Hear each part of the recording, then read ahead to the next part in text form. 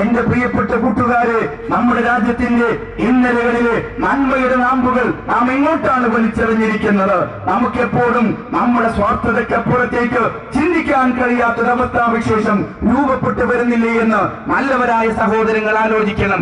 എന്റെ പ്രിയപ്പെട്ട കൂട്ടുകാർക്കറിയാം, എപ്പോഴും ഏതിനെയും വർഗീയമായി ചിത്രീകരിക്കുവാനും ആ വർഗീയ കാഴ്ചപ്പാടുകളിലൂടെയും വർഗീയ വേർതിരിവിലൂടെയും ഏതൊരു സമയത്തും രാജ്യത്ത് ഒരു മഹാപൊട്ടിത്തെറിക്ക് അവസരങ്ങൾ ഒരുക്കുവാനും നമ്മുടെ രാജ്യത്തെ വലിയൊരു വിഭാഗം ആളുകൾ ആവേശപൂർവ്വം കാതോർത്തുകൊണ്ടിരിക്കുകയാണ്. ഏത് കേൾക്കുമ്പോഴും അതിന് വർഗീയമായ മുഖം നൽകേണ്ടത് അവരുടെ നിലനിൽപ്പിന്റെ അനിവാര്യതയായി അവർ മനസ്സിലാക്കുന്നു. ഇന്ന് രാജ്യത്തിന്റെ അവസ്ഥ എന്താണ്? കുഞ്ഞാലിമരക്കാരുടെ പഴയ ചരിത്രത്തിൽ നിന്ന് നമ്മൾ എത്രമാത്രം മുന്നോട്ട് പോയി. സാമൂതിരിയുടെയും മരക്കാർമാരുടെയും നല്ല കാലഘട്ടത്തിനു പകരം നമ്മുടെ രാജ്യത്തെ നന്മയുടെ വിധാതാക്കളായി കഴിഞ്ഞുപോയ ഹൈന്ദവ ക്രൈസ്തവ മുസ്ലിം ഭരണാധികാരികളുടെ നന്മയുടെ നല്ല രൂപങ്ങൾക്ക് പകരം നമ്മൾ ഇന്ന് ചേർച്ചു വച്ചിരിക്കുന്നത് എന്താണ്?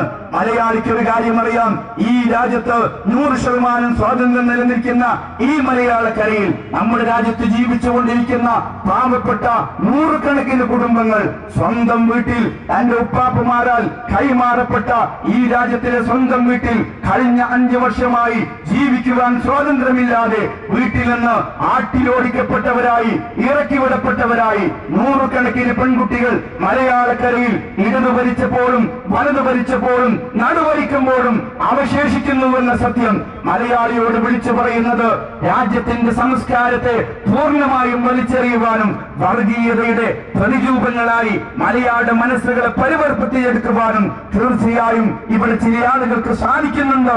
ആ സാധിക്കുന്നത് രാജ്യത്ത് അപകടം വരുത്തുന്നുണ്ട്.